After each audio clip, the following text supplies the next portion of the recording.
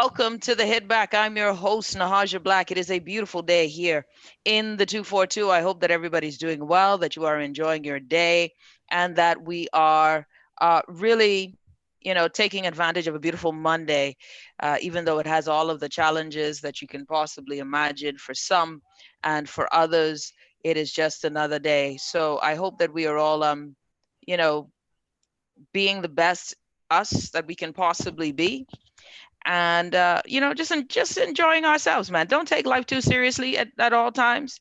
Some days you need to relax, some days we need to just laugh at ourselves, some days you gotta just enjoy your family instead of being frustrated or allowing other people to frustrate you. Just enjoy your day, because that's the kind of life we're living today. Right now, the life we're living is that it's not one of those things where we're getting monumentally better. If you keep looking at the news, listening to the news, folks like myself, sometimes you'll find out that you're not getting all of the positives, and then rightfully so. Listen, if everything was going well, I would tell people this.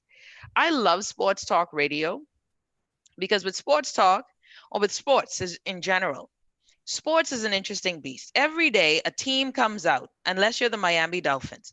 Unless you're the Miami Dolphins, every day a team comes out and a team wants to win.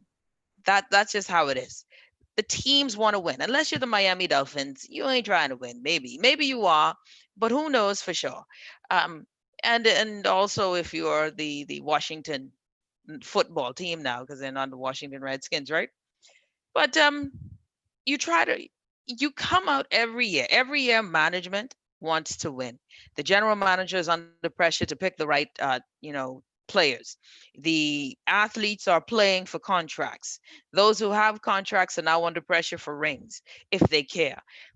But every year, every season is the start. It's a reboot. It's the go time, right? We get rid of coaches during the off season. We trade players. We let players go. Some people retire. This is the natural movement. This microcosm of sports is that things are always moving, but there's always one goal. Every company, every team has this singular goal.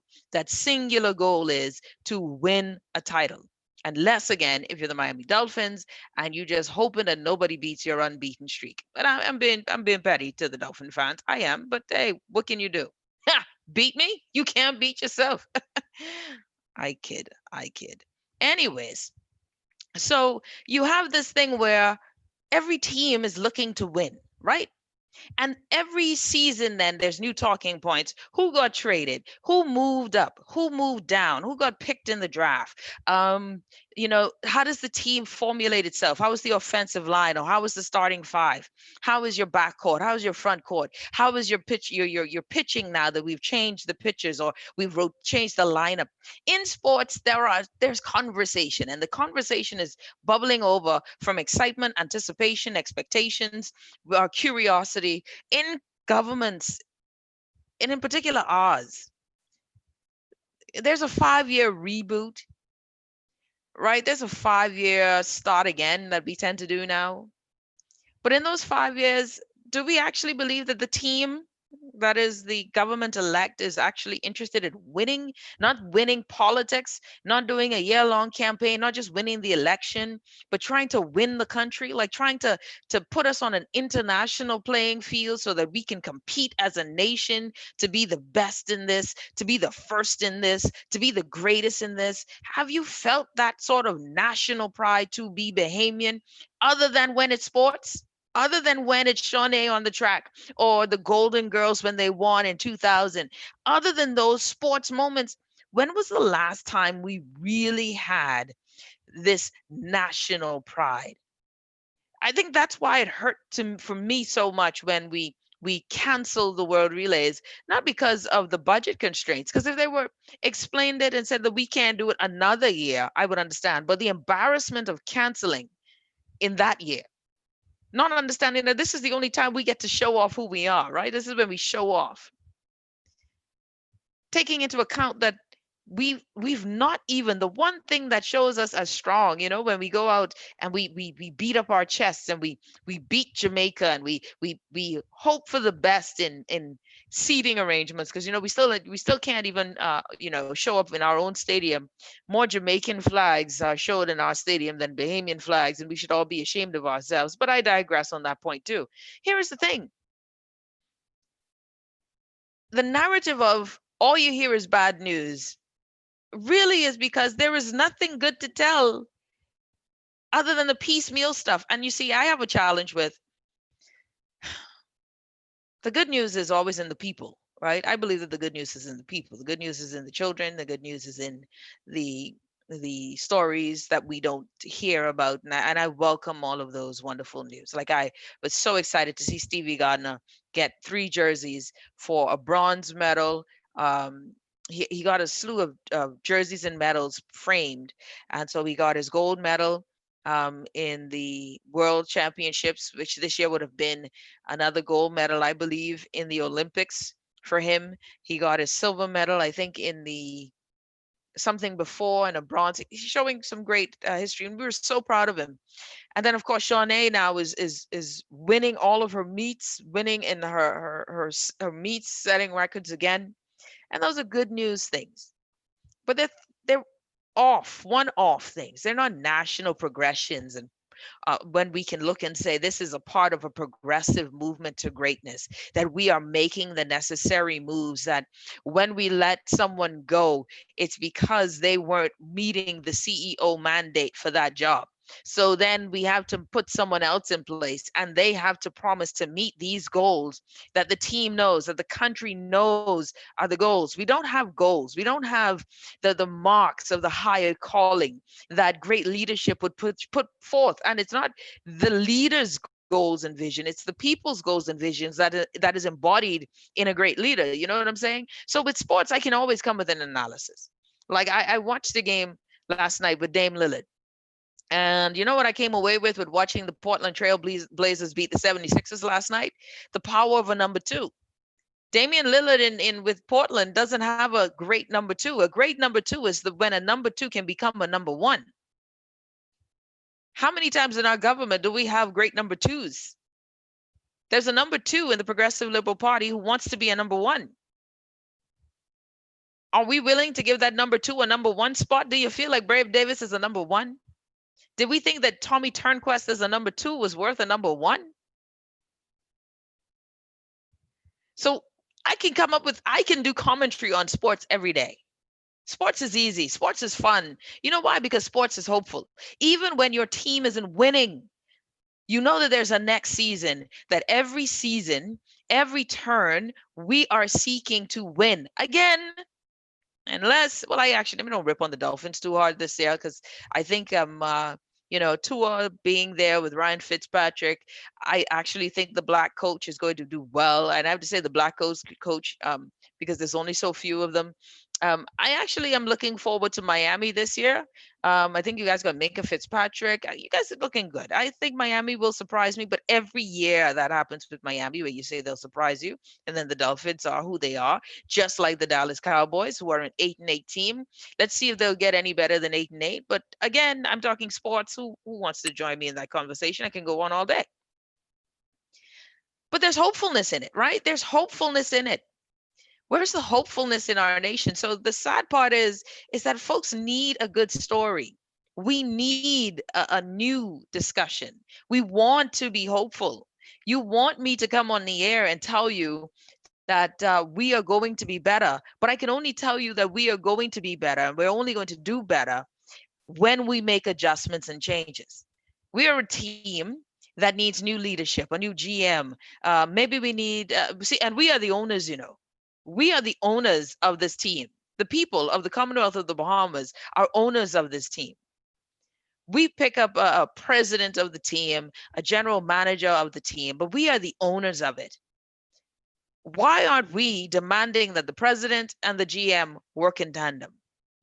Why are we demanding that government leaders pick the right people and not their friends, families, or lovers? When are we going to start demanding that the president follows the one mandate, which is to win? We want to win internationally. Can you put the Bahamas not just on the map where we are 184th out of 184 countries on our COVID response and recovery?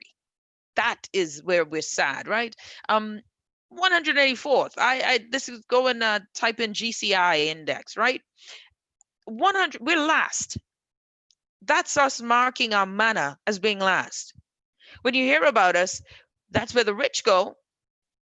And then there's the other stuff like made to quarantine, put on the the no travel list. The US has banned us as well. It's tit for tat.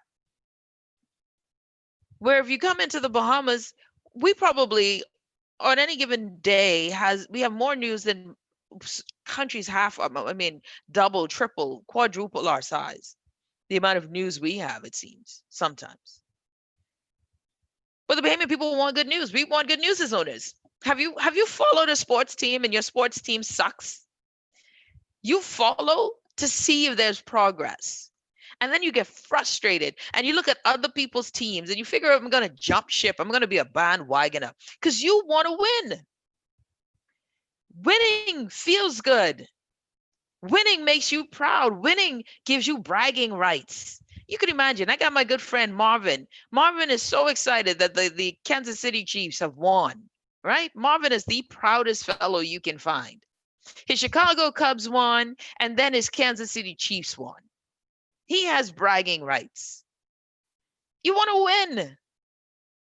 As a people, we want to win. We want to be known for something other than for our location, but for our greatness as a people.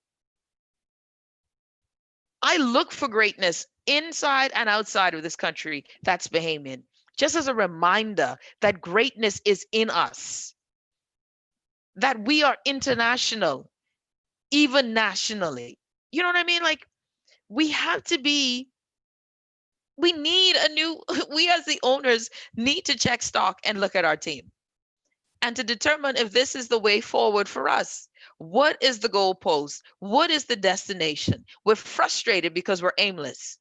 We're frustrated because we don't know where we're going. Directionless. We are visionless. We don't know what we're supposed to be, who we're supposed to be, and where we're supposed to go, and how we're supposed to behave or do what we're supposed to do to achieve those things that we don't even know we need to achieve to go to a place we don't know we want to be. These are all challenges that we are faced with, and yet we want good news. Where do you get good news from? From a good message. Where does it come? Where does a good message come from? From a great messenger. Where does the messenger come from to give that message? From a bosom of vision. I want to be on a winning team, y'all. I want to win. I want to be in a winning country. So we got a Monday. We have a Monday in the Commonwealth of the Bahamas, a Monday where we are on, starting on Wednesday will be a full week of us being on a lockdown. A Monday where we had a national address from a prime minister, our prime minister, my prime minister, because I voted for this prime minister, where questions that needed to be answered were supposed to have been answered, which was stated to us by the COVID task force on Friday. And yesterday, it was more of the same. Worse than more of the same, it gave no economic direction. It gave no great vision of our steps to get out. We were told, again, coming soon. Yesterday, I saw my team fall down again. Week 16 on a week 16 in a 17-week season, and we don't have 4 wins. So what happens if you've had 3 years of less than 4, 5 wins a season on a 17-week season? If you were the Cleveland Browns, that coach would be fired by now. But we're the Commonwealth of the Bahamas. We give 5-year contracts and we don't grade you. We don't fire you mid-season. We don't cut your pay. We don't do anything like that. We are told to suffer, bear, and grin it so that we can look good internationally and be a peaceful nation whilst the people struggle. Whilst the meals for folks are being handed out piecemeal as the economy is being destroyed long before this administration came into office, let's be fair. But this administration came into office and instead of making it better, contracted the economy further. Instead of making it better, contracted the economy further. Hubert Alexander Minnis will be known as the prime minister that oversaw, just like Trump will be, the collapse of an economy. And what gives us the confidence that he will be the guy who will help come bring us out of this calamity? When this prime minister is the same one who has allowed Ragged Island to continue to languish, who after months of Dorian's catastrophe, we are still feeling as if we are at step 1 in a 10-step program of recovery.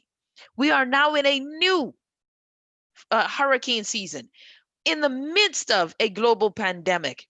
And we are months into this pandemic, and we still do not have one economic recovery plan. So what are we even doing when we make these decisions, right?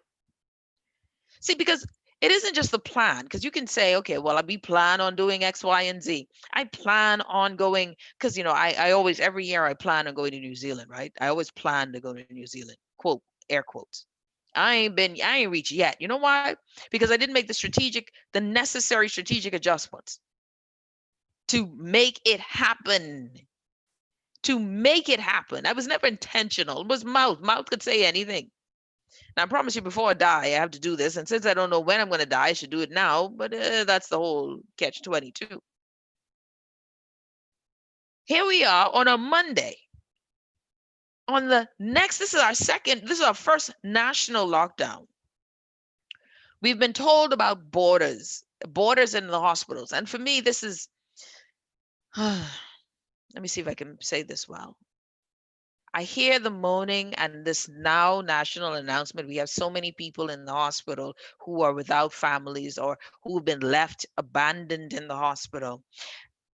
And I find it curious that this is the talk now. We don't have sufficient beds. Hello, June 20th, 2019, Dr. Dwayne Sands, in a press statement and a statement to the press, made mention of the same thing a year ago. Did we do anything about it then? No. So this all of a sudden making it a thing that's bigger, it was an issue a year ago. It was an issue years ago. The cost of it was exorbitant then. But now we're going to use this as a crutch as to why we haven't made bed space now. The only person who actually had a plan for expansion of our health facility was Dr. Dwayne Sands. Don't forget, Dr. Minnis was the Minister of Health as well. Here we are on a Monday, post the national address yesterday. And I am no more confident than I was yesterday before 5 p.m. I'm no more confident that we are anywhere closer to getting on the bandwagon, but rather I've been admonished to not be a contributor, or not a contributor, but I think we have all been admonished to use, first of all, some of us don't have mother's wit. Can I just say I actually liked that part of the speech? I did. I thought it was funny because I think he was playing a bit on it. I felt that there was some shade towards the dame, but don't tell her. I thought it was a good job actually. Mother's wit, because I think the dame, didn't she use mother's wit in her press in her thing on the show? But I digress. We were admonished, to not be those people who are fighting back against unexplained enforcement, right?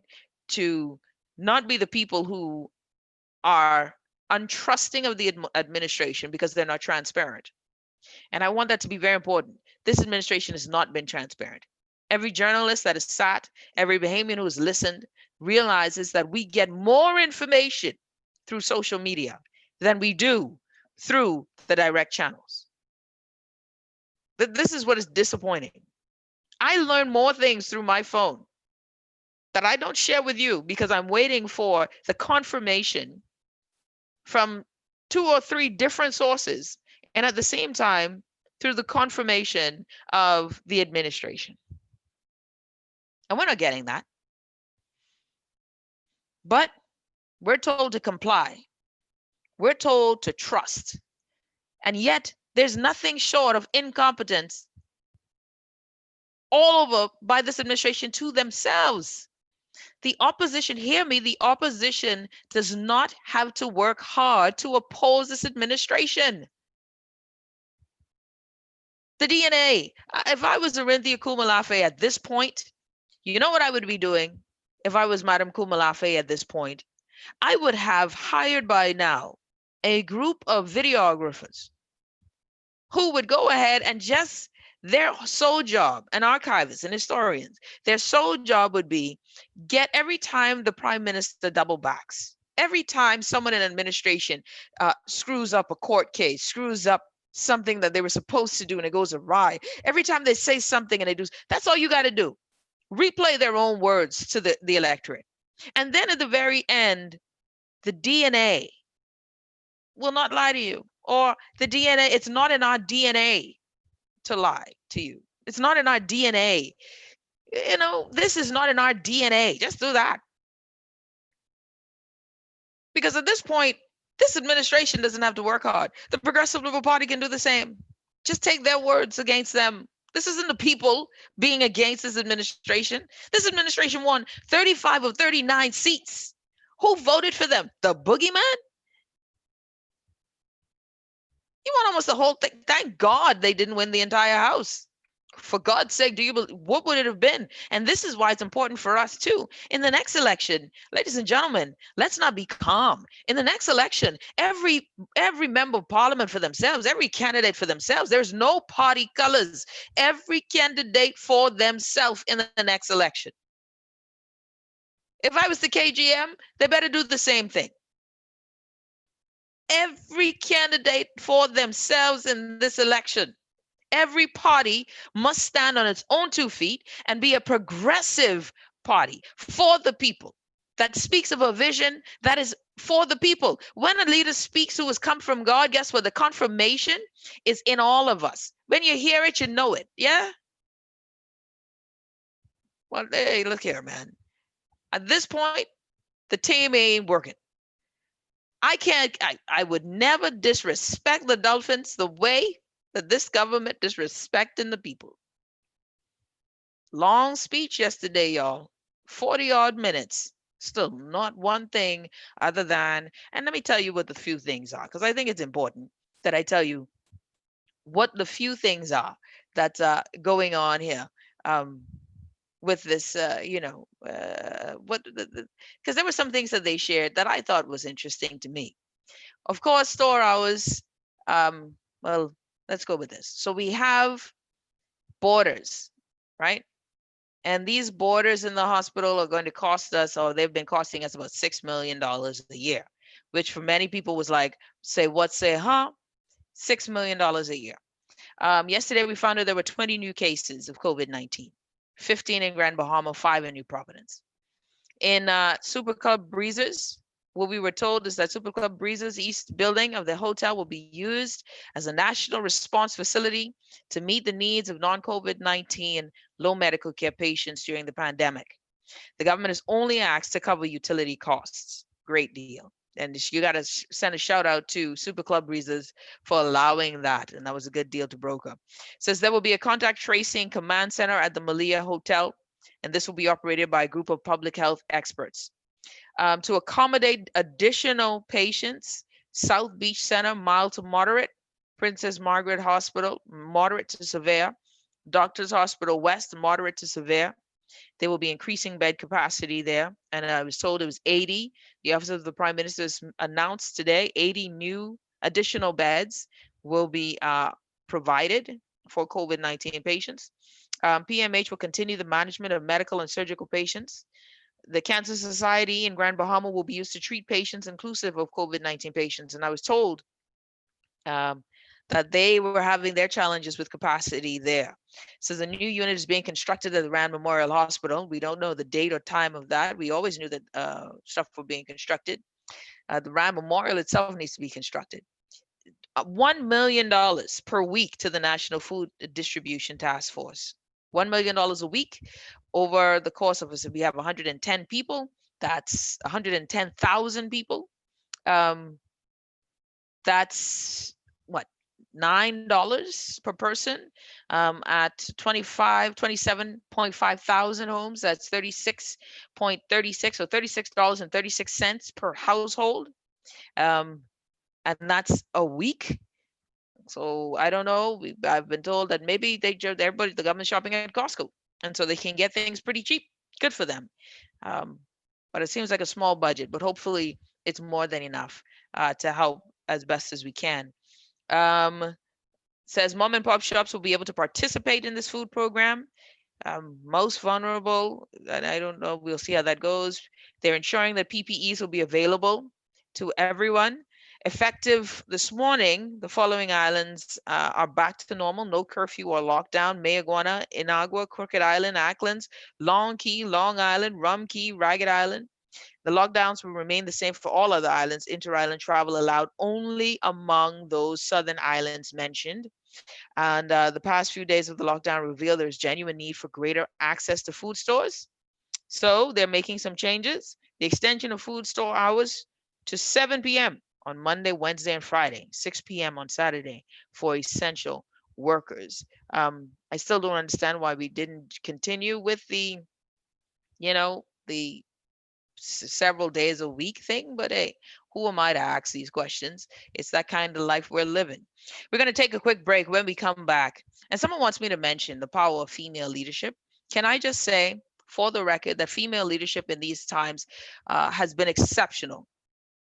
I support female leadership. I'm looking forward to supporting a female leader in the Commonwealth of the Bahamas as soon as possible. That just because you're female, though, doesn't make you competent. So I want quality. I'm looking for quality female leadership, and I think that we have already one great nominee in Madam Orinthia Kumalafe. Always have to ask the question: are these people who are coming the ones who will get us out of the position that we're in? That's the job we're asking you for. That's the type of team we got. The Cleveland Browns. See, the Cavs, and this is my last sports analogy. The Cleveland Cavaliers and the Cleveland Browns, they've been bad for a long time. I think the Cleveland Cavaliers won their first title as a basketball team with LeBron. The Cleveland Browns have won titles before. They haven't won one in years, right? But I remember you look at the Cleveland Browns, right? The Cleveland Browns, they have not been good. They're so dysfunctional that they're always changing pieces.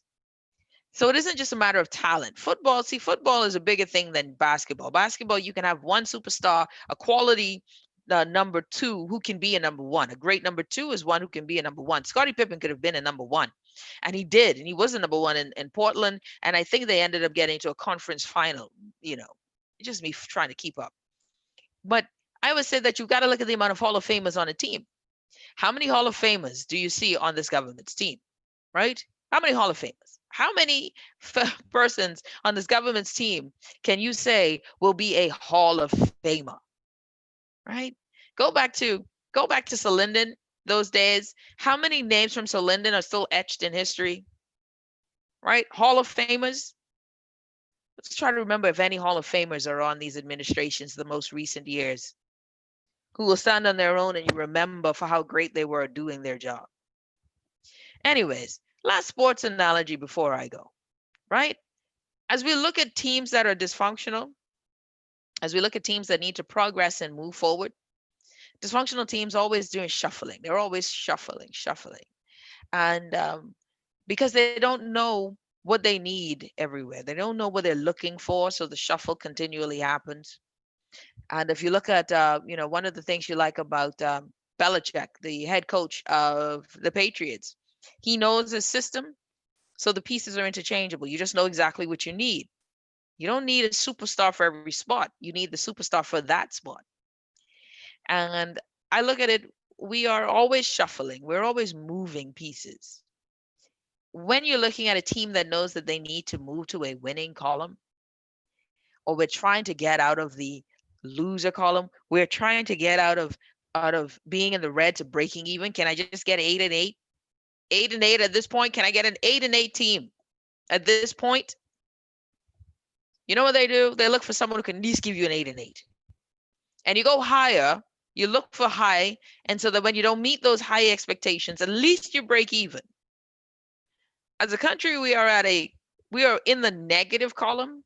We are looking for leadership and visionary leadership that is comprised of a quality team of quality people, great leadership that draws to people. We are looking for that type of leadership that draws men and women. And so at this point, we're so deep, I can't even look at gender, but I will support a female leader when she comes. And I think we have quite a few options, but we will see how it goes from here. I ain't gonna just vote for you because you're female now. We got to do better than that. You're listening to the Hit Back with Nahaja Black. When we come back, I've got joining me Dr. Kevin King. Dr. Kevin King says that they are the viable alternative. We will see if they are viable. But not only that, Dr. King presents an interesting position as well. An interesting position as well when looking at COVID from a natural point of view. And so we will be back and discussing more of that. You're listening to the Hit Back with Nahaja Black right here on Guardian 96.9 FM.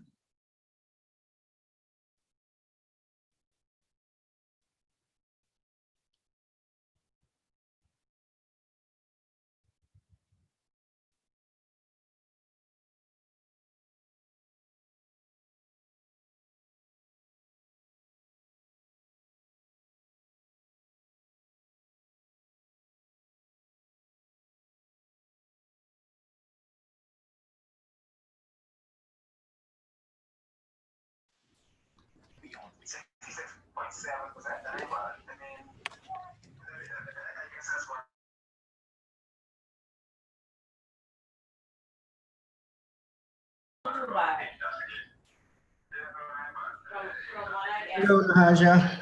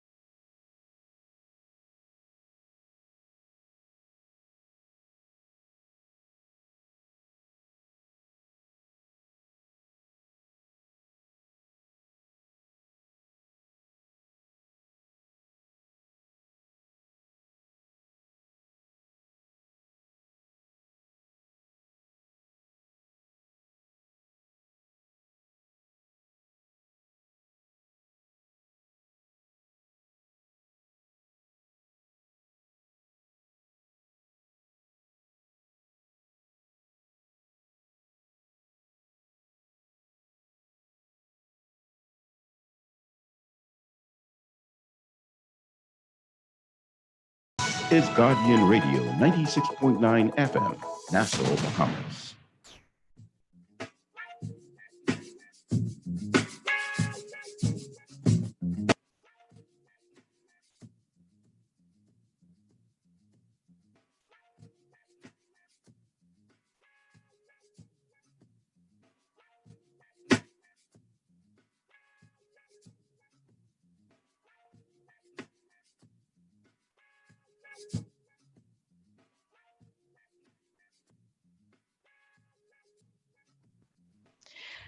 Good afternoon, and we're back. You're listening to the Hit Back with Nahaja Black. Hope everybody's doing well. We're back here live on Guardian 96.9. I don't know what I'm talking about, 99. I've got some great guests on the show. Don't worry, I see you guys. We got a caller on the line first, though. Let's get to the caller. Caller, you're on the Hit Back. Welcome. Good afternoon, Mrs. Black and Dr. King. How are you? Well, Dr. King is not on yet. Hold on. He's not on yet, but anyhow, I want to talk to you. Could you imagine the last day that the House of Assembly met? Our component authority, he declared that if Philip Brave Davis was Prime Minister, it would have been a disaster. That's what he said. Okay, he also declared that the Progressive Liberal Party would have been a big disgrace if they was under this pandemic.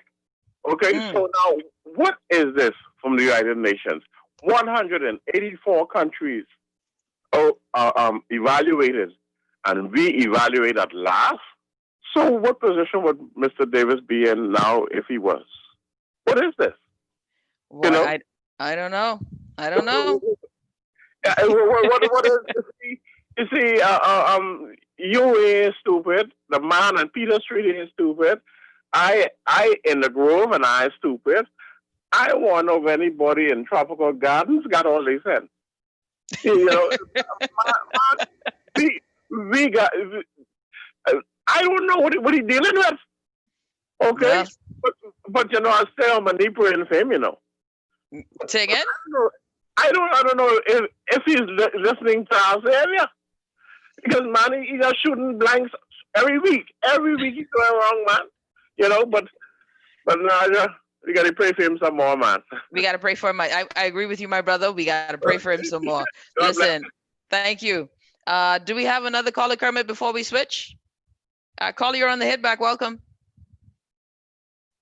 No? Okay, let's welcome our guests in studio. We got a very strong lineup of guests, and I'm excited to have them all on.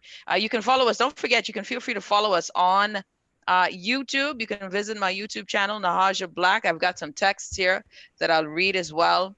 Someone says, what side as you talk show hosts look for the negatives every day to talk about and ignore the positives?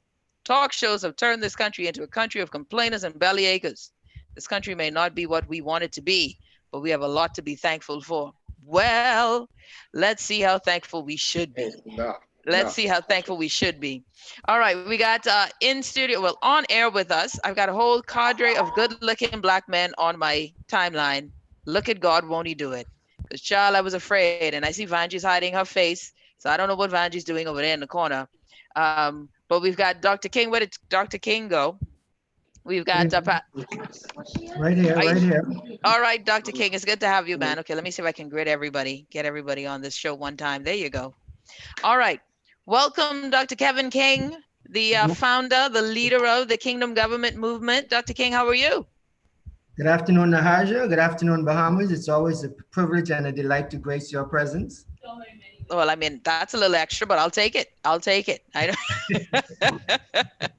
So, Doc, all right, we have a lot to discuss today. You know, the KGM is the next viable alternative, right? And you would say that you're not an alternative, that you are the option. And I know you've said that many times. You are not an alternative, but rather the alternative. And I'm curious. Yesterday, you heard the speech. What was your thought on the speech? Nahaja, I try my best not to question whatever the most honorable Prime Minister does. He has the mandate and has been given the mandate overwhelmingly by the citizens of the Commonwealth of the Bahamas to govern us at this particular time. Hindsight is 2020. It is a policy of the Kingdom Government Movement, therefore, not to constantly go and put out fires that the government continues to create. I still feel they have another almost 2 years to govern, and there can only be one government of the Bahamas at a time. We will, therefore, in the KGM, stay on message. We have a lot to present to the citizens of the Commonwealth of the Bahamas. And though everything that the Prime Minister does, I may not agree with, but he will be judged in the court of public opinion at the appropriate time. Yeah. All right. So with that, let's do what we have to do today. Because I know what excited me today was when you and I ran into each other, what was it, last week? You shared with me some interesting news. And you know, for most people, a political party is not a real party if it can't get quality candidates. And you said, well, Naj, I got a few people already ready to roll, and I've got more to come. So I said, well, all right, Doc. Well, then let's not do it anywhere else. Let's do it here. Let's do it on the hit back. Let's the Bahamian people see what and who we are and what you are presenting to the country. So I see you have some wonderful folks here with us. Tell us a bit about the rollout of the Kingdom Government Movement and the people that you have joining us today. The uniqueness of how the KGM ratifies its candidates, Nahaj, is totally historical. First of all, we do not solicit for candidates. We do not go out looking for candidates that are part of the KGM, they feel the call, they feel that fire in their belly, and they seek out the KGM. And what is really phenomenal in that is that each candidate presents a particular skill set that is needed for the transformation of the Commonwealth of the Bahamas. The press release that I gave you lines out, not in full detail, but it gives you some idea of the candidates in Grand Bahama, what they bring to the table. And we will roll out our candidates like this throughout the entire country. There is no, what I was termed is there's no wastage of experience, expertise, and skill set for those persons who offer themselves for service, not as politicians, not as an individual, but as a team that are interested in assisting in the transformation of the Commonwealth of the Bahamas. All right, so let's do some introductions. Let's start off. Who would you like to introduce first off? If you have your list there, you can take control of this particular aspect. All right, well let's start with Demetrius. Demetrius Simonet. Hi, Demetrius, how you doing? Nahaja, how are you? Man, I'm good. And a pleasant good day too to the Bahamas and particularly Grand Bahama. I'm really pleased to be here. Are you so you hail from Grand Bahama? I'm actually Nassau born, but Grand Bahama is pretty much my island. I've spent most of my life here. So definitely I'm a Freeport native, no doubt. Gotcha. So you're in Grand Bahama now. How is the lockdown going? Well, you know, the lockdown is what it is. Mm-hmm. That's a discussion within itself, to be honest. Yeah. But you know, we pray for our leaders. This is unprecedented what's happening. And they have to make some really dire decisions. And I feel for them. But more importantly, I feel for all of our Bahamians, Grand Bahamians, that have been suffering for a long time now prior to COVID or Dorian. So this is a very important discussion that we have right now. It's a very important one indeed, Nahaja. You know, Demetrius, one of the things that I think about with Grand Bahama is that we're still trying to find answers for it. And I always wonder, what do Grand Bahamians consider to be the answers for Grand Bahama? Well, I think the answer is a multiplicity of answers, really. To answer that question, there are a multiplicity of solutions. Grand Bahama has been suffering now, I would say, pretty close to 15 to 20 years since Jean and Francis. Grand Bahama has found a decline in its economy. And that's pretty much predicated upon the governance of the country. I think pretty much the Grand Bahamians in general, wants economic stability. They want to know that they are part of the Bahamian dream. They want to know that their children and their children's children will be taken care of, and that no foreign entity is coming in and taking away their Bahamian dreams. And so really the bottom line is Bahamianization, the fact that every Grand Bahamian, every Bahamian wants not only a piece of the pie, but economic stability. And this is what the Kingdom Government Movement will definitely bring. Excellent. Pastor Greg Bullard, how are you? Pretty good, Naja, and it's a pleasure to be here with you this afternoon. Certainly, uh, with great gratitude that I am a part of the KGM. After talking with Dr. King, I thought that his vision for the country was one to embrace, along with some personal commitments and passion that I had of my own. And so, again, thank you, Dr. King, and certainly to you for having me on this evening. Well, Pastor Bullard, tell me a bit of why you decided to join this this entity, and what do you see? Because many Bahamian people will say, "Hey, listen, we've got a lot of pastors in the house now, right?" And you hear this argument a lot, but a lot of the pastors in the house aren't standing up for what is right, quote unquote, right, quote unquote. Um, what do you see as your role here, and why did you decide to join the KGM? Well, pretty good question. The initial statement made about pastors not standing up as the opinion of the masses throughout the country uh, is a debate, I guess, that you can have uh, for and against. But let me say this. I believe that there should be separation of church and state, but I don't ever believe that there is a separation of God and government. Every government that finds itself elected by the people, they are not just merely the voice of the people. That's actually the voice of God. Because God says in his word that all powers that be are ordained of him. In a theocracy or in a democracy, all powers that be are ordained of him. But what makes me interested in the KGM is the fact that I believe there have been long-standing issues that have not been adequately met by successive governments. One of which is we have a tremendous amount of natural resource in our waters. Uh, Mm. and we have from Inagua in the south to Grand Bahama in the north, waters that are not particularly being protected by a national defense force. And I believe one of the great planks in the KGM is to ensure that poachers do not come in and take from us the millions of dollars that are in our water that should be reserved for Bahamians. Now you're talking my kind of talk there, So Pastor Bullard. that was definitely one of the areas that drove me towards the KGM. I think another issue about the KGM that was quite appealing is this issue of a tremendous amount of growing high energy costs that plague the Bahamas.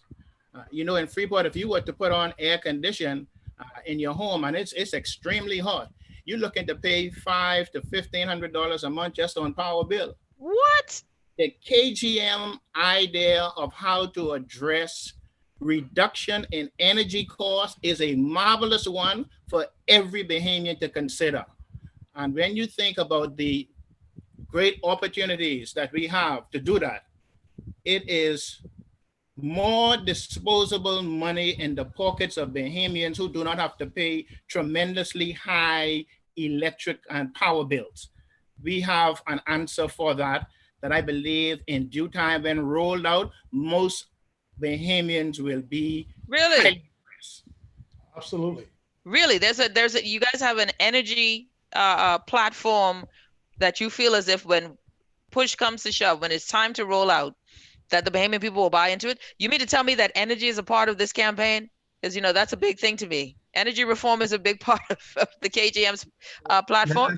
Absolutely. Let me say, Nahaja, if I may interject here for a second.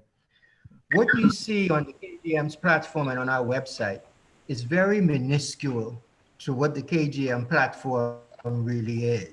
No doubt there are persons that are using things from our platform right now. They think that's our platform. It's not. Our candidates now, every Tuesday, our candidates are involved in training, and we're exposing to them the meat of the KGM's platform. And that's why Mr. Bullard can speak to energy. We have over 15 new technologies that they saw, but there's still a lot more that will really transform the entire Commonwealth of the Bahamas. There is so much more to the KGM than people have not seen yet, but time, strategy, and rolling things out systematically and incrementally, the Bahamian people will have no choice to realize that no one in the country is putting forth any solutions for the Commonwealth of the Bahamas. Persons are putting forth ideas, persons are eloquently expressing what our issues are, but there are no real tangible solutions. And that is what the KGM is all about. We are a solutions-oriented organization. And as we begin to roll out, the Bahamian people will see things that they have never seen before and thought unimaginable in the Commonwealth of the Bahamas. We are going Dr. King, that's a high sell. Yes, we're going to transform this country island by island. This is no conjecture. This is no innuendos. This is no high pie in the sky ideas. These are real, concrete, solid solutions. And each one that's on this program this evening can tell you that unequivocally and honestly, from the bottom of their hearts, that what I am saying and what I am telling the citizens of the Commonwealth of the Bahamas is indeed the truth. Absolutely. High sell. I like the way you guys are. So I love that. I like the high sell. I love the confidence. Let's take a quick break. We got to go to the 5 o'clock news break. When we come back, we'll be chatting with Mr. Cooper, Mr. Adderley, and I think was Vanji McBride. Yes. So I'm looking forward to chatting with all of you. KGM candidates, a few of them joining us today via Zoom. You got to love technology. It gives us the opportunity to do more, eh? There was no way all of us would have sat in that studio anyway. So look at God, won't he do it? You're listening to The Hit Back with Nahaja Black. When we come back, we'll be joining more with the Kingdom Government Movement, Dr. Kevin King, and others. We'll be back right after this.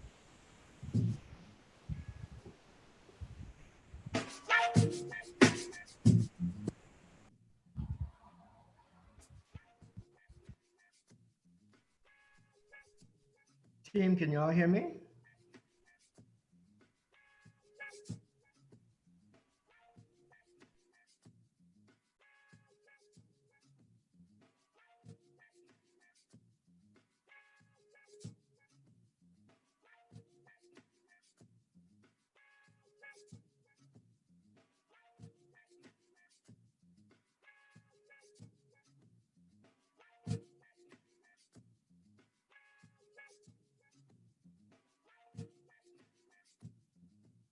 This is Guardian Radio, 96.9 FM, Nassau, Bahamas.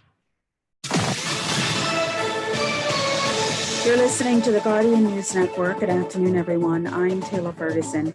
Here's what's making news. Thank you for tuning in. A suspect was shot dead and 2 police officers injured during a domestic dispute between a man and his mother in Pinewood Gardens this morning. According to Police Commissioner Paul Roll, the suspect was killed during an exchange in gunfire with officers at his mother's Cascarilla Street home. Roll said one of the officers was shot as he sought to protect the suspect's mother, who was being shot at. Another officer injured his leg during the attack. That mother had called the police after her son became disruptive. As officers entered the home, the suspect opened fire on his mother and police. Family they were all at home. Family members were all at home when the mother, she was doing her morning prayer, and one of her sons came by the residence and had some issues with her and the others, and seemed to have a problem with her doing her prayers. Member of Parliament for North Andros and the Berry Islands, Carlton Bowleg, says there have been reports of persons flying in and out of Andros from COVID-19 hotspots. He says that may have played a part in why Andros hasn't been removed from the restricted list. Mangrove Key and South Andros MP Pysol Forbes said he spoke with the Prime Minister following his address Sunday night and was promised that concerns surrounding Andros would be addressed on the cabinet level this week. He said an overwhelming concern from residents is whether something is being hidden from them. Inquiring minds want to know if something is out there, if something out there that we don't know, please update us, let us know what's happening. Because if there are pending cases or some signs that they are concerned about, just let us know. by and large, persons have not been asking so much about the testing issue in my district, but generally the concern has been that of airlift if something were to happen. Acting Labor Director John Pinder says despite thousands of Bahamians being out of work, some employers are still seeking to bring in foreign laborers to the country. Pinder says there are hundreds of requests being made. Every week we see hundreds of requests, mostly for Haitian nationals, to be honest with you. We recognize, based on the policy, nobody's supposed to be applying for working with somebody who's in the Bahamas. So my problem is, how is it that you're asking for a labor certificate to get a work permit for somebody out of the country and there's no planes flying and no ship sailing? How are they going to get into the country? I don't know, they going to just provide a private accommodation. His comments come after Immigration Minister Ellsworth Johnson said at Cabinet last week government will not be issuing any new work permits except under urgent circumstances. Pinder reiterated government's policy that qualified Bahamians who are available to do the work will be given first priority for any new job opportunities. That's what's making news. I'm Taylor Ferguson. AP News is coming up next. For the look at traffic now this Monday afternoon, it's certainly ramped up from the low traffic flow that we saw during this morning commute. Another indication of how the COVID-19 lockdown and emergency orders are affecting local trends. All year Main inner city streets have been busy. From mid-morning, Wolf Road still bumper to bumper the entire route. East Street in both directions. There are heavy traffic flows moping along Soldier Road as well in both directions. And East Street South, well, it will give you a few areas of real stop and go traffic and some delays up in there. While the dual carriageway highway running east and west through the center of the island gives you a pretty good ride, entering the roundabouts along the way is going to slow you down. It's slow on East West Highway getting into the East Street roundabout, even slow on 22 William Darling Highway getting into the Samila Butler roundabout there. The slow traffic creates a bit of a wait that was exceedingly longer just an hour ago. It's shorter now, but nevertheless still got some wait time in there. Those inner city areas, they've been exceedingly busy all day. West Bay Street, though, still a good ride. No congestions. Bay Street in the east direction, still good. Nothing's happening on the Eastern Road. And Prince Charles Drive, still a fair and mild ride. Out of the south, those gateways still wide open. No traffic in either direction. And Carmichael Road is seeing a bit of a traffic. It's still very manageable. National Traffic Report is a service of J.S. Johnson. If you want to get a month of auto insurance free, call J.S. Johnson at 397-2100. Ask about their 12 for 11 promotion. With your riding sky look at traffic and VA Double N. Back in an hour with an update.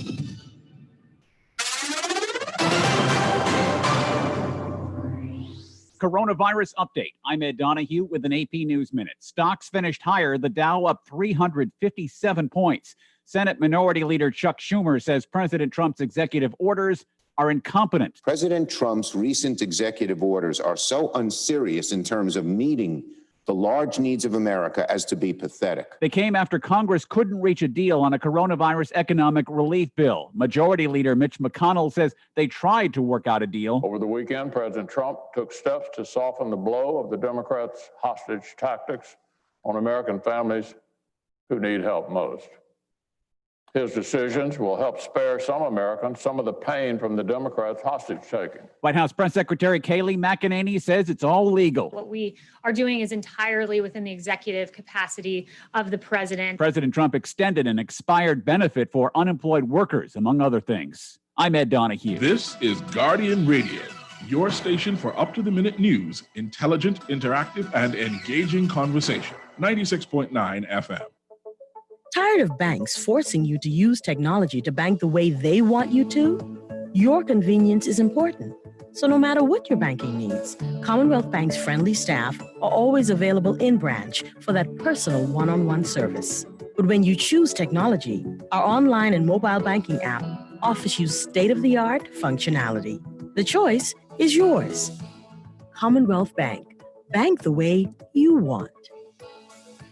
The Water and Sewage Corporation advises the public, its customers, and the residents of Washington Street from Robinson Road to Corder Avenue that the corporation will commence improvement works on Thursday, August 6, 2020, for a period of 6 weeks. During this period, there may be interruption in the water supply, road closure, and detour around the work areas. Motorists are asked to avoid the area where possible between the hours of 9 a.m. and 2 p.m. daily.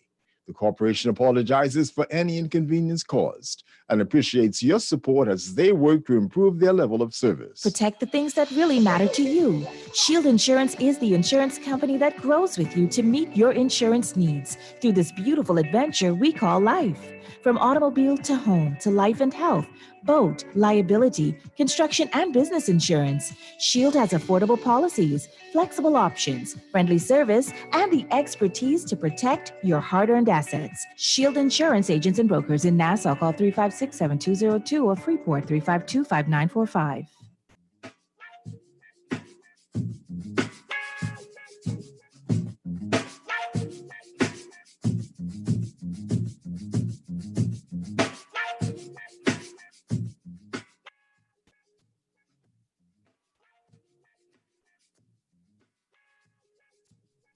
And we're back. You're listening to the Hit Back with Nahaja Black. Listen, I'm excited to have on air with us again the one and only Dr. Kevin King. We've got, and his team, his team members for the one and only Kingdom Government Movement, y'all. And I love Dr. King because he's a big talker, right? Dr. King says, listen, this is not just about, we're saying that we have a group of people. We're not talking about just the problems of the country, but we have solutions. And I love solutions. And solutions are going to drive us forward. And solutions is what gets people excited, right? Answers to questions and problems, solutions to problems. So I'm excited about that. We've got Dr. Kevin King here again, along with Demetrius Simonet, Pastor Greg Bullard, Rollington Cooper Jr. We've got Corey Adderley in here as well. Okay, so these folks, ladies and gentlemen, and I was told, and I get it now, because these gentlemen aren't here just for gentlemen's sake, right? But they're here because they also represent, all 5 of these gentlemen are running and will be offering themselves for constituencies within Grand Bahama.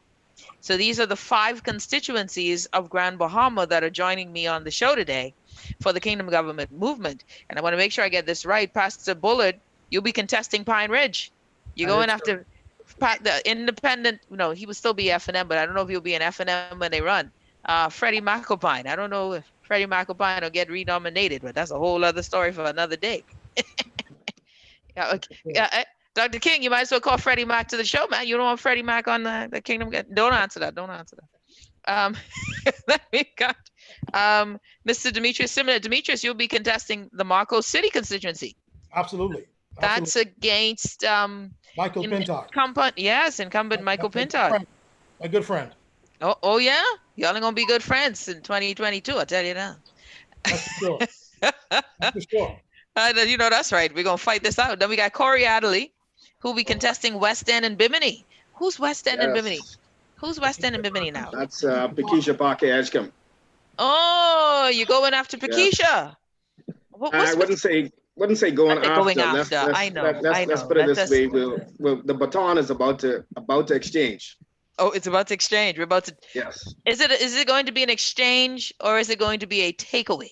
Is it? I'm trying to figure out now. I don't know. More or less takeaway. More or less takeaway. Because in politics, those exchanges aren't gentle. I'll tell you that. No, not at all. Then we've got Mr. Rollington Cooper, who will be contesting the Central Grand Bahama constituency. And that is, who's the incumbent now, Mr. Cooper? Hiram Lewis. Hiram Lewis, boy, look here. Some of these seats gonna be easy. And Dr. King, you'll be contesting East Grand Bahama. Who's there? Who's in East Grand? Oh. Yes. Oh yeah. You need to put that O band there so people will love you. You know, that's what you need to do. We have other plans for East Grand Bahama that are open. I can assure you of that. Let's go through this. And actually, I do apologize because there are some parts of this that I didn't even get into, but I'll come back to Demetrius and Pastor Bullard because I want them to tell me which ministries they're looking at or whatnot. But Corey Adderley, yes. Mr. Adderley, how you doing? Pretty good, Nahaja. Well, it's a pleasure to have you, my friend. Yes, wonderful. Glad to be here amongst great people, especially we have a great leader, Dr. King. And so I believe that the vision that he has shared with me and also my counterparts, instantly I connected with what he said. And I felt that within myself, this is definitely the time is at hand.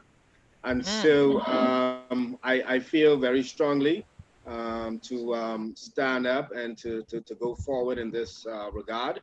And I'm looking forward to a great rebuilding of our country under the new KGM government. You know, something that it says in a bit of your bio here is that by profession, you are an educator and architect. So professional. Why did you decide to step out in this way? Have you ever been involved in politics? Yes, I have. I have served in local government for 2 terms. And so this idea of politics and community building and community involvement, I've always been entrenched within the community.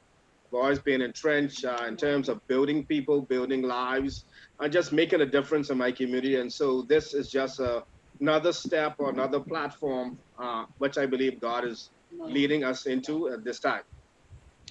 You know, how do you see, what do you see your role is in this? And I think I have someone, I can hear myself as an echo on someone's background. So if you want to turn down your speaker just a smidge.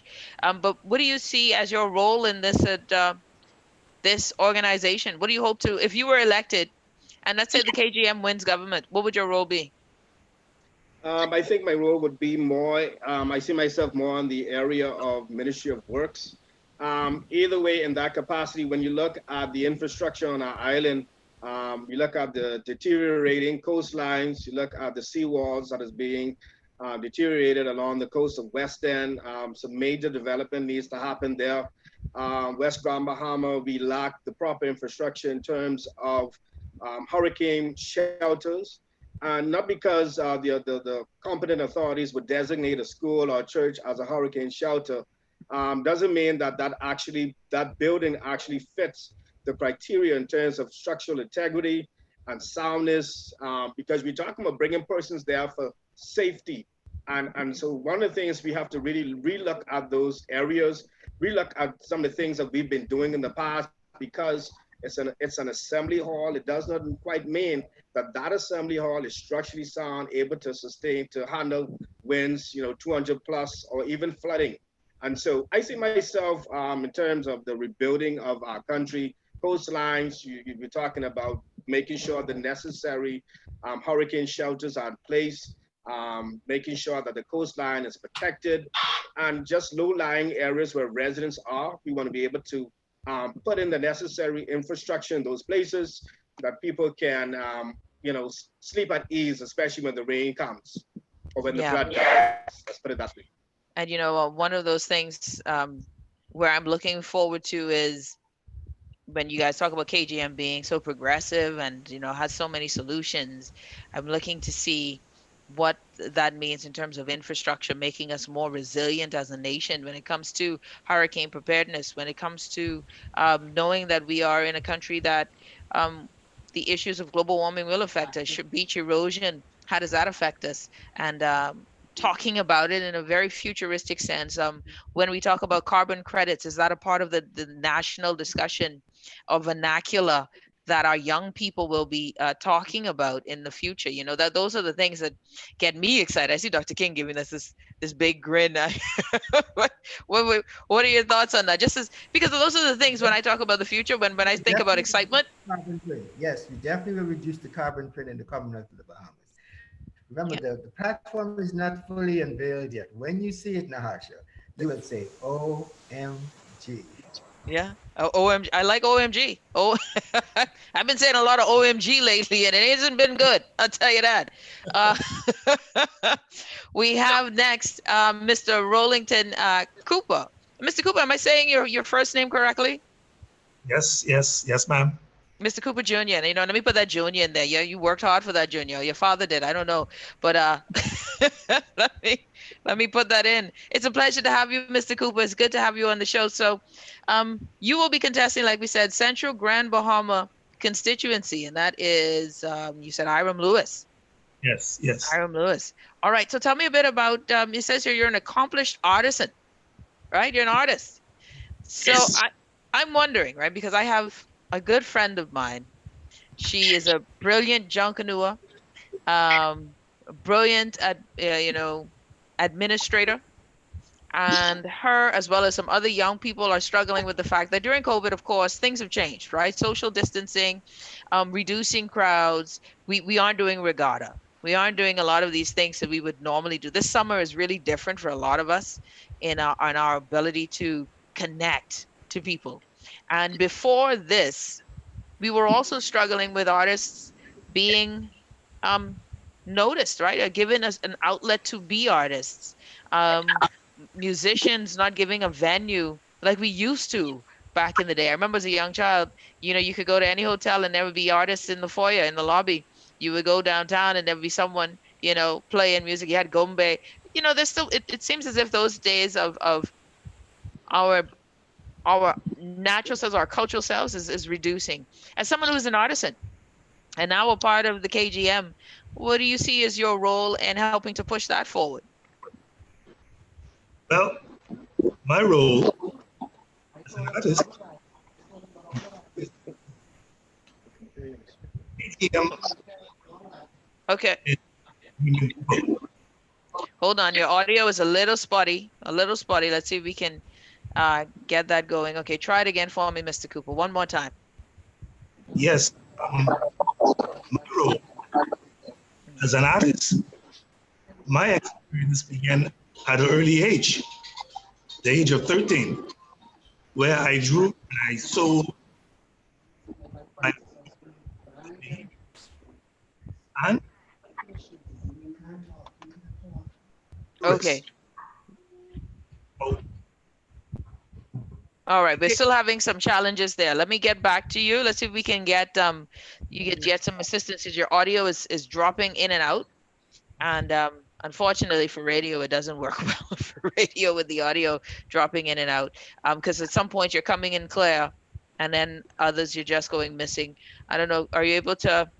You want to try it one more time? And because I know you said as an artist your role is. So let's see if we can get it going one more time. yes, as an artist, my role is with the KGM. The KGM believes in the Bahamian people. That as an artist, we have so many young, talented youth that we have today. We believe, the KGM, we believe in the young people of this nation. They have talents and giftings and art that will blow our minds. We believe that it is their time now, and the KGM is both happy and proud to showcase their talents through this ministry. Like English, math, religion, technical drawing, the sciences, art is also taught in schools. However, unlike the other subjects taught, art is not often pursued as a career opportunity here in the Bahamas. The KGM will change that through our art and culture ministry. My experiences as an artist begins at an early age, the age of 13, where I drew and sold my artwork to Bahamians and tourists. My cultural show, when it comes to art show and culture, it began with Garden of the Groves, our Lukaya Marketplace, Bahamian Things, AIC, through Grand Bahama and New Providence. I also had the participation, I had that participation in art shows over the years with artists such as Eddie Minnis, right, Pratt, Sheldon Sink, Reggie Farrington, and Wilfred Baptiste. I wanted to ask you something though, before I let you continue on with that thought there. Do you see your role within culture as one that is meant to do no, let me not ask that. If you had the humble ability to be the minister of youth, sports, and culture, how do you see your role as moving culture forward, youth forward, and sports forward? Or do you see yourself as will KGM focus? Will you, as an artisan, find yourself focusing more on culture and less on sports and less on youth? I think that happens a lot. We get one person who's good at one thing, and then they neglect the other two things. So, what would your job be in that role? Well, my job will be art. Yeah. Art, culture. That's my role. And when it comes to dealing with our young people, we, as the KGM, with that, the Bahamian artists, the young people, it will benefit us economically through indirect spending by visitors to the island. All right, so we got that, and now we have, okay, gentlemen, so this is where we are, right? And you wanted to add something else? Yeah, Naj, before you, if you don't mind. Most Bahamians are not really aware of how important art is to its culture. Okay, art records the history of a nation and of a country. America's GDP from art is almost 5%. Okay, from 2017, America's revenue for art was over $877 billion. Okay, that's a good one. Commonwealth of the Bahamas has never really had a program that encompasses art. The plan is to identify these young artists very, very early and put them in the first school, first institution of art in the Commonwealth of the Bahamas, where we will truly have an art museum. Okay, so you have a whole new revenue stream. Okay, a whole new economy being built from our artisans, and it's not just drawing art, but sculpture. There'll be manufacturing. There's so many. It's such a wide sector that is totally untapped in the Commonwealth of the Bahamas. So this in itself will create a new economy. Let me ask you a question here, Dr. King. We have a COVID-19 issue. We have a pandemic. We have an economic crisis, as well as a health issue, right? A health crisis as well, because our infrastructure is being tested and lives are being challenged. I want to ask something that is directly important to people today, right? Yeah. And really try to see where your mindset would be if you were leader of this country. The question would be today, would you have done anything differently than what is being done today by the Prime Minister? Would you have done anything differently? Okay. Now, let me be very, very honest with you. Okay. First of all, let me say that hindsight is 2020. Okay. Whatever the Prime Minister was presented with, he had to react. He had to react according to what his knowledge is and his team. He had to react according to what system he's in and what he's familiar with and where his expertise lie. Okay, so I will not question whatever the Prime Minister did. Very good. If I were the Prime Minister at the time, with the knowledge and the resources that I have, yes, I would have done things a lot differently. Right.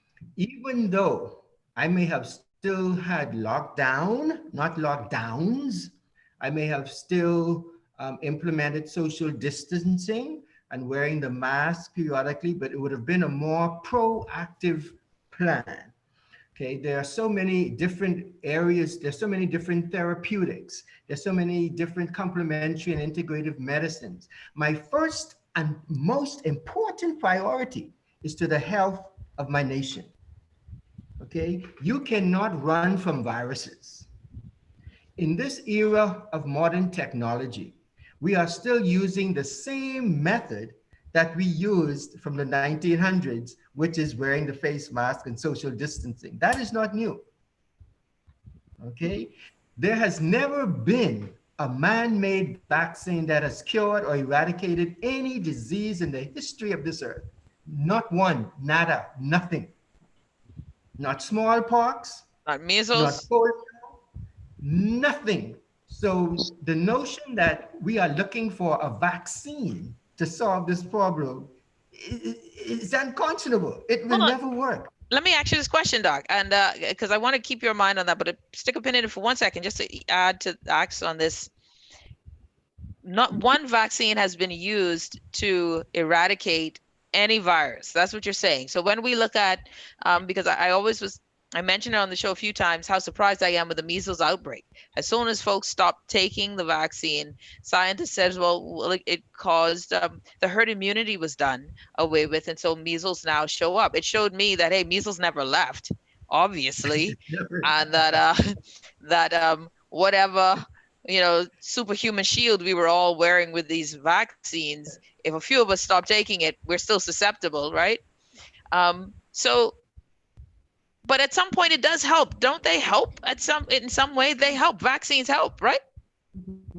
For instance, in 1988, when they created the polio vaccine, remember the polio vaccine was used as a prevention, not as a cure. Those persons who contracted polio, either they died, okay, or their bodies eventually build an immunity to it. So vaccine was used as a prevention. From 1998 to now, the integrity of vaccines are not the same. That is the problem. The integrity of the vaccines are not the same. Interesting. Back then, the ingredients were more purer and less controversial and did less damage to the human RNA and DNA than they do now. Back then, you didn't have this anti-vaccine move. It was never heard of. This didn't come until ending of the mid 90s until now, because there's so much documented proof that vaccines create serious problems for all the human race. Wow. And right now, what I don't want the citizens of the Bahamas to do, I don't believe in fear mongering, okay? And there's fear mongering on both sides, simply because of a system that most people do not understand, and because there's fear. For instance, you're getting all of this information now because Bill Gates has been here, that he's given the Governmental of the Bahamas these vaccines for trials and testings on Bahamians and use us as human tests, what have you. Actually, the vaccine. But we haven't confirmed that. That's still right. So that's conspiracy theories, right? Yeah, I don't believe in conspiracy theories. Okay. Yeah. What they're using now is as many different drugs that they can to find something that works. The drug what they're calling now, I think, is remdesivir, where they're saying that it's experimental. It's experimental for COVID-19, but it has been used in the treatment of malaria. When the disease progresses to pneumonia, it lessens the exposure, or it keeps pneumonia in check a whole lot better if you didn't have it. So not all drugs are bad. They do serve their purpose, just not in long-term use, okay? Now, there are other therapeutics that's being inculcated in mainstream medicine that our country does not use. And I could understand that because it's a different system. Now, we have the landmark hospital in Athens, Greece, that's using one of our biological medicines. We have treated 3 severely compromised patients with COVID-19 and we've treated 2 outpatients clinic with COVID-19, and all of them are doing extraordinarily well. And this particular biological medicine has been approved by the FDA, even though it's a natural medicine. It's been approved by the FDA for use in hospitals and clinical trials. Really? But that's, yes, and this is why I say that, and people may call me arrogant, okay? I am the only one in the Commonwealth of the Bahamas that can change this healthcare system. Absolutely. No Say it one again? else in this country can change this healthcare system. No That's one. a big statement, Doc. No That's a big one statement. will let anyone else come and say that they can. And then let's have a debate on that. My resources in alternative and natural medicines extends to every continent. The entire world of alternative medicine will descend on the Commonwealth of the Bahamas. Does that mean we will not see a public health care system of conventional medicine? No. But that, even that particular sector, the hospitals authority, will be totally transformed. Okay, from 2005, I've been asking the prime ministers to do something pertaining to how our health system is being run. It is an abject failure. Right now, we should not be where we are. We are archaic. We are so far behind. We are not 21st century healthcare. Far from it. And when I introduce the KGM's Minister of Health, they are going to be flabbergasted to see the plans that we have, not only just for the public healthcare system, but we're introducing a whole new healthcare system when we build our medical city in Eastern Grand Bahama. Hold on, we're building a medical city. You know, but there's a lot to digest in all of that, okay? Because you're trying to spoon feed me, you know, a giant steak on one eating. So, okay, this is the question that I have. When are we going to get these major plans? When will this revelation of plans be presented to us? And 2, you said this medical revolutionary city or revolutionary medical city in Grand Bahama. Yeah. I mean, at some point you got to give me more than these teasers, Mad Doc. You got to give me something, because I'm excited with that talk there. See, this isn't something new for me, you know. Even when it comes to the manufacturing of medicinal plants, I've been in medicinal plants. I've had the license to do that in Grand Bahama since 2000, okay? And I understand why now I couldn't do it. And when the former ambassador, Chinese ambassador, Ambassador Hu, asked to have a joint partnership with me in order to do that, I declined and I turned him down. That was an $80 million project. But I said, we can do this ourselves. We don't need, and this was from 2013, we don't need the Chinese teaching us how to manufacture our own medicinal plants. We're going to do that ourselves. And up to the day, I still receive emails from the top scientists in China. Because remember, China has their own Chinese traditional medicine university. They have a University of Indigenous Medicines.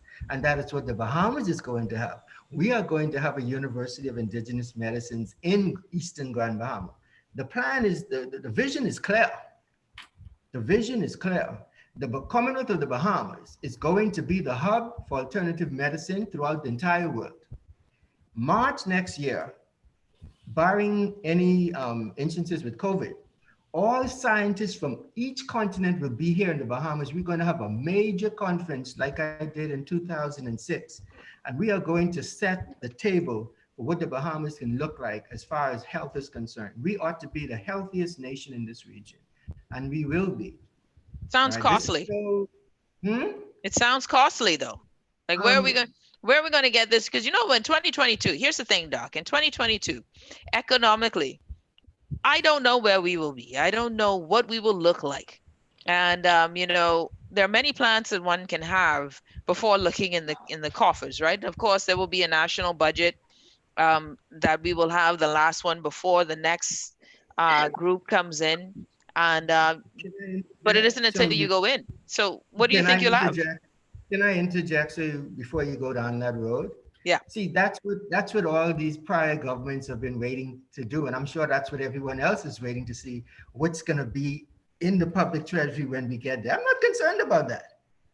This would be the first time in the history of the governance of the Commonwealth of the Bahamas that an organization going in to govern will not be relying on what is in the public treasury. It will also be the first time in the governance of the Commonwealth of the Bahamas that we will have an investment portfolio. This government, this KGM government, will have an investment portfolio, an international investment portfolio. So we will take the burden off our citizens. We will not have to tax them any longer. So you're coming in with money? You're coming in with? Yes, yes. The infrastructure is already in place, yes. Well, where do you get this? Nahaja. I got questions, Doc. I got tons of questions. Remember before COVID, you and I were going to have a show on the economic renaissance of the Commonwealth of the Bahamas by the KGM. Yes. I cannot explain that to you in 5 or 10 minutes. When you have an opportunity, I will come on your show and we will explain the entire financial structure of the KGM, how we will govern as opposed to what has been the traditional. Here. About what they're doing, you know. Demetrius is about to shake cowbells and tamarind. Okay. Because but this is interesting though. Dr. King, pass the bullet. Go ahead. You asked Rollington a very interesting question about sports. Mm-hmm. Traditionally, throughout the Commonwealth of the Bahamas, sports and the Minister of Sports has often approached it from a competition level. Mm-hmm. But there is a tremendous correlation between sports and economics, sports and leadership, sports and education, and sports and discipline. A minister of sports who approaches it that way can realize that developing young athletes in the Bahamas can bring to our country hundreds of millions of dollars. Yes. Recently in the United States, the quarterback of the Kansas City Chiefs signed a $500 million contract, $500 million. Mm-hmm. In Jamaica, Usain Bolt is worth over $50 million. There is a correlation between sports and economics. And if we get a hold of our young people, inculcate into their thinking this idea that they are a natural resource of the Bahamas, not only for competition, but for economics, and then they get free education and they build leadership skills, and it keeps young boys off the streets. I've played baseball for 20 plus years and softball. I know the power of being a part of a team that is geared towards helping young men develop in society. So yes, the KGM sees the Minister of Sports, Culture, and the other as more than just an issue for competition. We see how economics can be brought to this. Can you imagine a Buddy Hield? We have 10 Buddy Hields in the NBA, and Buddy Hield, who just signed a $100 million contract. Can you imagine 10 of them bringing their monies back into the country? That's $1 billion you're looking at that goes into the natural economy of the Bahamas. Mm-hmm. We are not exploiting all of what we can exploit as a country when it comes to this whole issue of youth and sports. But for myself, go ahead. I have an insurance background. And I think it could be more adequately addressed. There are scores of Grand Bahamians.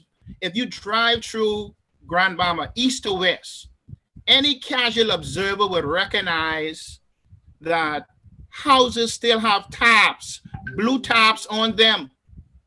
This from 2005 to 2020. Jane, Francis, Wilma, and all of the in-between hurricanes. Successive governments have not addressed adequately the millions of dollars that have been donated to the streets, to the homes, to the residents of Grand Bahama. And we believe that can be fixed. I love that answer too. Dr. King, I know you wanted to add something to it. Let me unmute Corey and you can go ahead.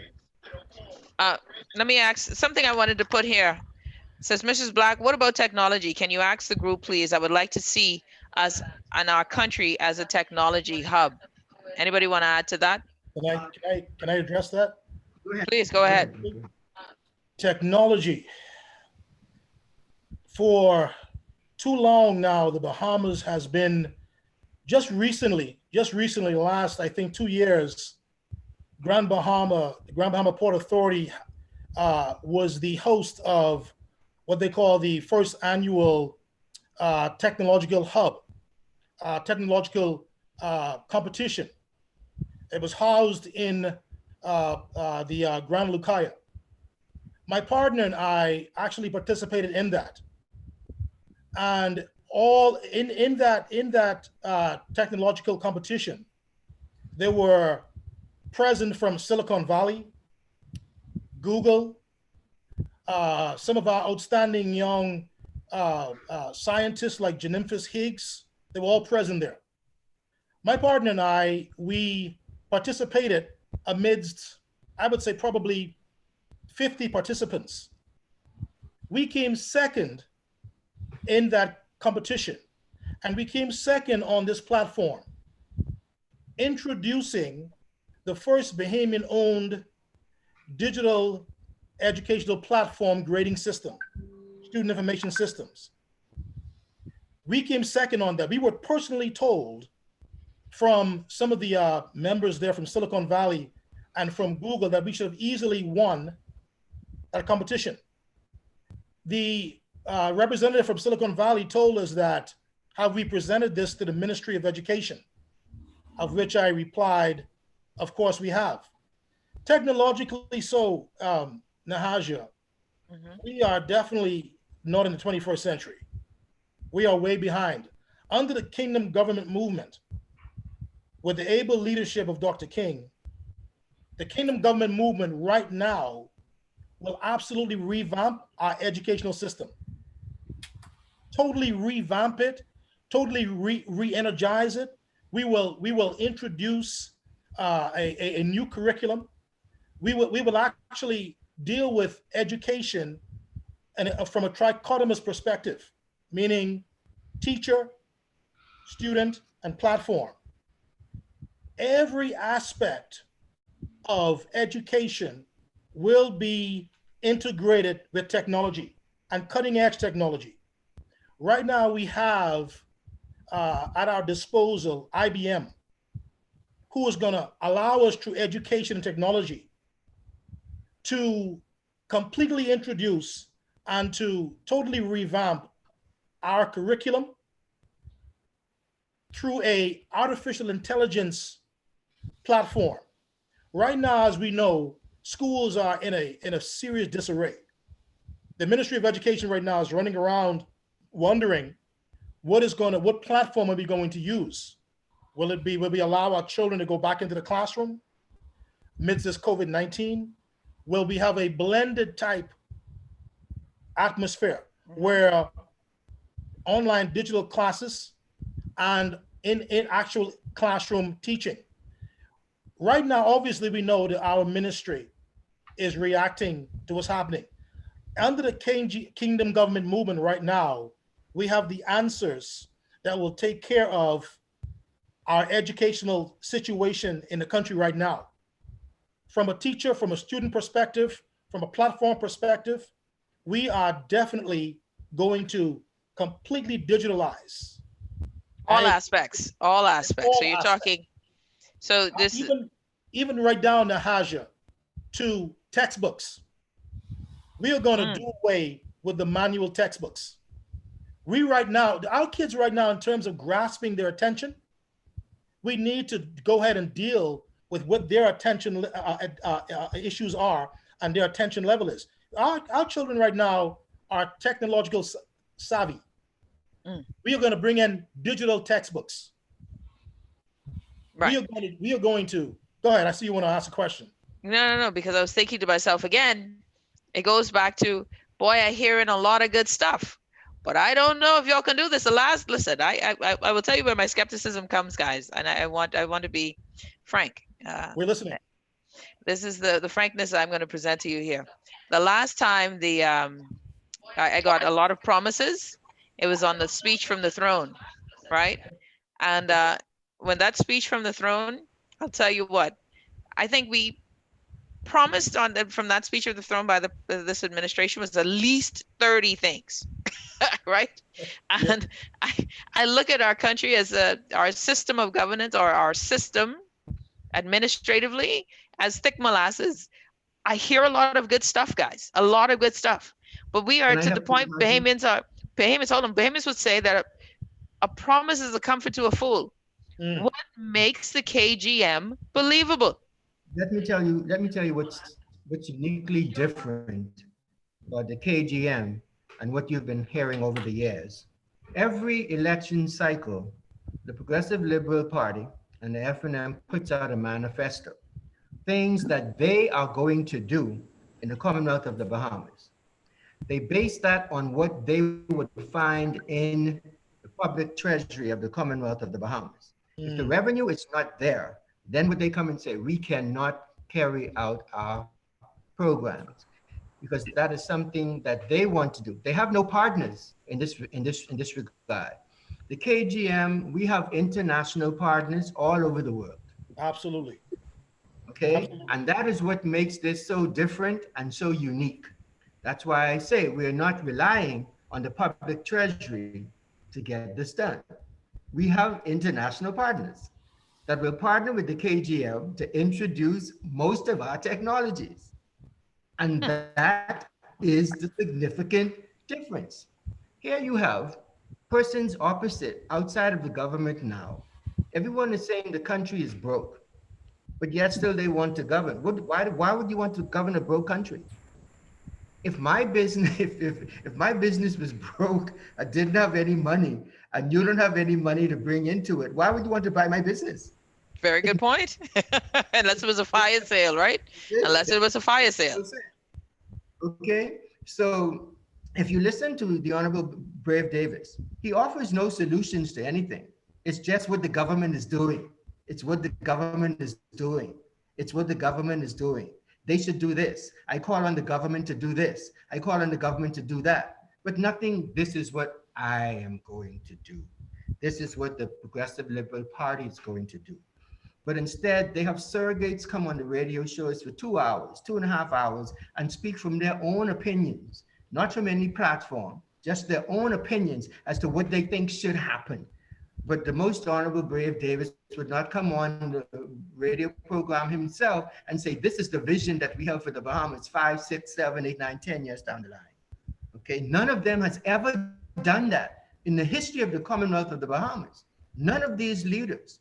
And that's why we say the Kingdom Government Movement is about system change. We will change this system, that no longer will the Prime Minister have an easy walk-in because he's the leader of a party. Okay, you, Nahaja, Demetrius, any citizen in the Commonwealth of the Bahamas that feels that they have the vision, they have the gravitas, they have the plans that they can govern this country, will have an opportunity in 2027 to bring that before the Commonwealth of the Bahamas, and they will engage in debates, and the citizens of the Commonwealth of the Bahamas will elect their Prime Minister. Here, here. Someone says, Okay. hello, Mr. KGM, clarify what you mean by international partners.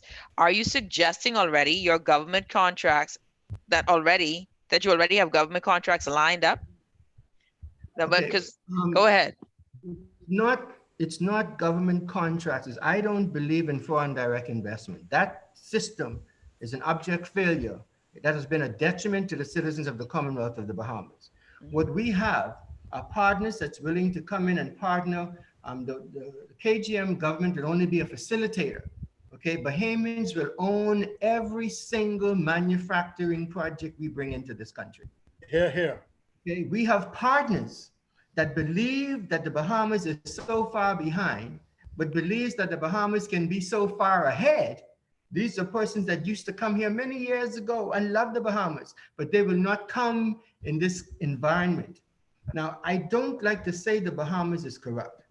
I will only say that the Most Honorable Prime Minister himself went away to a foreign land and spoke of how corrupt his country is. That is unconscionable. But saying that the PLP and the FNM are always trying to determine which one is more corrupt, a lot of persons do not want to come into this country because of them. You're right. Right. All right. Well, Okay. listen, I want to ask you another text, or I want to share something that was a text. Nahaja, your guests are a cogent reminder for everyone that campaigning is not governing. If they have any intention of securing votes, I would encourage them to come with more than platitudes and promises. And your comment to that real quick, if Yeah, any. see, what they call platitudes and promises, I could understand them saying that because they're not privy to what we do. Even if they just go on the KGM.org and they can see what's there, it's different from what any other political party has ever done. This is a new age. We want our people to believe that things can happen, just like how they believed during Sir Lyndon's era, his early time. Look at the world around you and look at your country. Look at the world around you and look at your country. What is platitude? We have to be able to soar to a higher level. We have the greatest skill set. This is the most advanced skill set of Bahamians we have ever had in our history. That's and right. These people are waiting, they're bursting, they're pregnant with so much knowledge and innovation and creativity. And you calling it platitudes? We need to unleash this young generation on this country, and they will really see what the coming to the Bahamas is all about. Not a Dubai. We could be a Singapore. We could be a Taiwan. We can do this ourselves. Anyway, Nahaja, in time. Nahaja, we have the Ministry of Education once said, I don't know if the statistics are still the same. They said that out of every 10 students that go away, we probably have 6 that do not come back. There is a whole cadre of educated Bahamians spread across the globe that can fulfill that same mission that Dr. King is talking about. Recently in Winnipeg, Manitoba, I had a nephew who was born in the Bahamas, who was the chief spokesperson for the university, for Manitoba, Winnipeg, Manitoba, on the whole COVID-19 issue. Oh, wow. But, you know, the criticism that often come our way is platitudes. If one does not cast vision, then one is not ready to lead. And so what the KGM is now doing is casting a vision of where we want to take the Bahamas under the leadership of Dr. King. Absolutely. Go ahead. Finish off, Pastor Bullet, and I'll let Corey say something. Governing is not just merely about managing. Governing is about leadership. And leadership is that unique ability to see what can be, put plans and goals together to achieve those things. Not just come in and do what every other government has been doing, managing. No, we are about casting a vision for a revolutionized Bahamas. Corey, before we go, you want to add something? Yes, I just want to say something. You know, I think about the scripture that says that without a vision, the people perish. And, you know, it seems like what we've been having is just a regurgitation of people coming in and going out, not leaving a true successive plan, not leaving or starting a legacy of true vision planning for our country. And so I think the time has come where we need true change, where we need true visionary leadership. Dr. Miles Monroe, a great visionary leader to our country in our time, you know, he once said, you know, that we ought to live full and die empty. And I think that what we have done, especially to our people, we have not allowed our people to grow. We've not allowed people to flourish. We have not allowed the vision of great minds, and especially of those who would have gone abroad, to come back home and to flourish right here in the birthplace that we call home. And so we need vision. Corey, Dr. King, Demetrius, Pastor Bullard, Mr. Cooper Jr. Listen, I am thankful that you guys shared some time with us. You gave a lot of folks food for thought. We will see, and we'll be watching to see how KGM plays out. You're listening to The Hit Back with Nahaja Black. Everyone, have a great day. It was a pleasure to chat with all of you. We will see you tomorrow. This week is going to be hype. We've got Sean A. Miller, Weibo, Stevie Gardner. We've got the Brenzel Roll. We've got tons of folks for you this week. Tune in, and we will see you all later. You're listening to the Hit Back with Nahaja Black right here on Guardian 96.9 FM.